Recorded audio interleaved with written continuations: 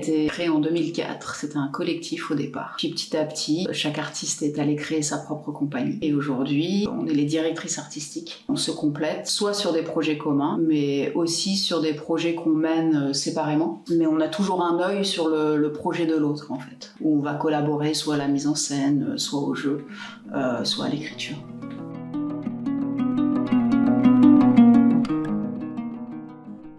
Pour nous, l'association avec la MC2 est complètement liée à cette installation à Grenoble. On a envie de s'investir sur ce territoire. On peut à la fois pleinement développer des missions de création, créer des spectacles ici, d'avoir du coup des moyens pour créer des spectacles, et puis développer en effet des missions de transmission sur un territoire dans lequel on habite.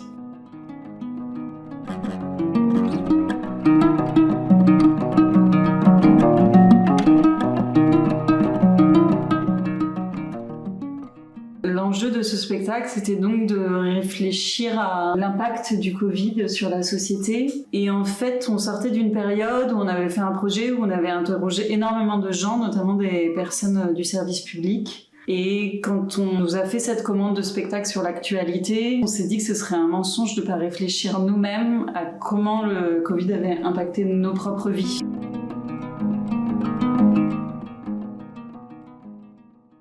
On est parti de cette question artistique, de qu'est-ce que c'est que créer un objet artistique aujourd'hui. Et comme effectivement avec Adèle, on était aussi dans des questions plus personnelles sur la création d'une famille, un enfant, et ben il y a cette question-là qui s'est posée automatiquement. Qu'est-ce que créer un enfant quand on a un couple de femmes aujourd'hui ?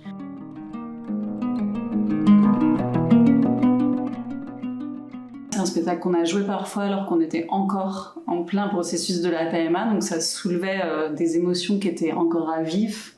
Et le fait de le rejouer aujourd'hui alors qu'on n'est plus dans ce processus-là, ça pose aussi de questions parce que ça nous ramène à une époque et à un processus qui a été sous plein d'aspects très douloureux et dont on parle pas beaucoup. Et ça, c'était très joyeux en même temps de le jouer comme un phénomène de réparation parce qu'on s'est rendu compte que c'était le cas de plein de familles. La difficulté de faire un enfant, comment le faire, qu'est-ce que ça soulève si ça marche pas, si ça dure.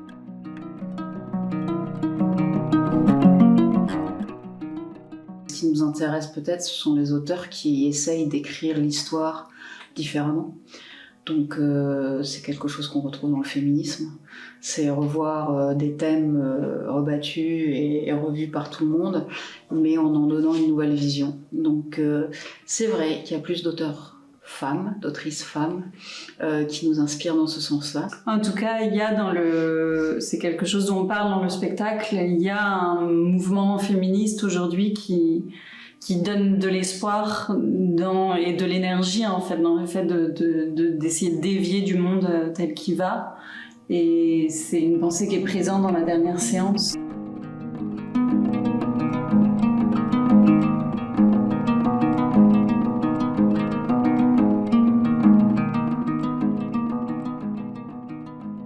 Back to reality, j'ai commencé à y penser en fait quand j'accompagnais ma grande sœur, qui est porteuse de trisomie. Quand je l'accompagnais, pour dire crûment, vers la mort, avec le reste de ma famille, voyant le traitement des institutions et du corps médical face à elle, j'avais l'impression que les questions que je me posais étaient les mêmes questions qu'on pouvait se poser face à ce monde qui, on a l'impression, va de plus en plus mal. Et ça m'a donné envie de partager ça avec le public.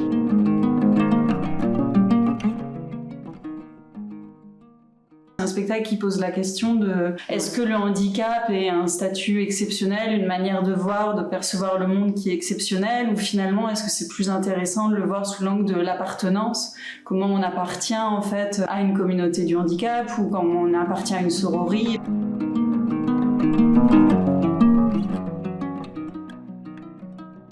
Alors je suis partie en résidence en Angleterre justement pour travailler sur ce spectacle et pour savoir à quoi ressemblait l'Angleterre après le Brexit. Et là, en allant voir des compagnies de théâtre travailler, j'ai vu plusieurs personnes en situation de handicap arriver sur scène. Et en fait est arrivé Georges avec une qualité de joie et de présence au plateau qui m'a tout de suite rappelé quelque chose que je voulais exprimer.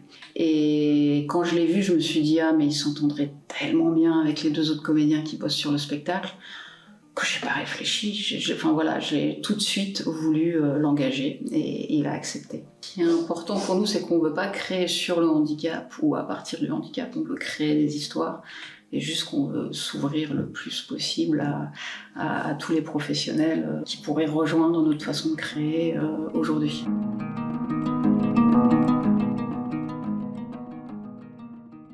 Il y a des choses dans l'histoire qui sont fausses, il y a des choses qui sont vraies.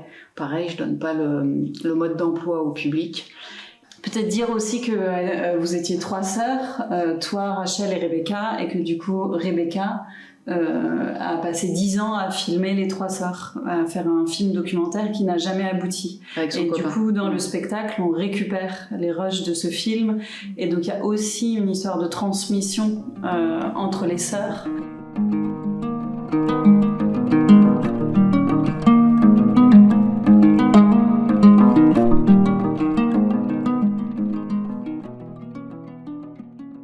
C'est un atelier là pour le coup qui s'adressait à des personnes, des comédiens et des comédiennes professionnelles. Donc j'ai utilisé les mêmes exercices que j'utilise avec des comédiens qui seraient valides.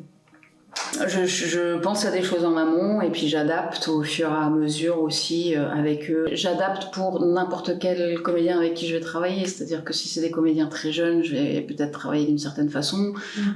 Si c'est des comédiens porteurs de situations de handicap, ça veut rien dire dans un sens puisqu'il y a plein de handicaps différents.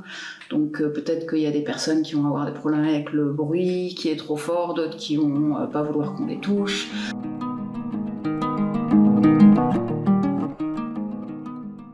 Moi, je crois que dans nos spectacles, ce qui nous intéresse, c'est de se balader dans des émotions qui peuvent être très variées et très contradictoires. Et je pense qu'il y a ça dans nos 2 spectacles cette saison, c'est-à-dire une histoire intime qui peut être parfois très dure et en même temps un rapport au comics. On rit quand même.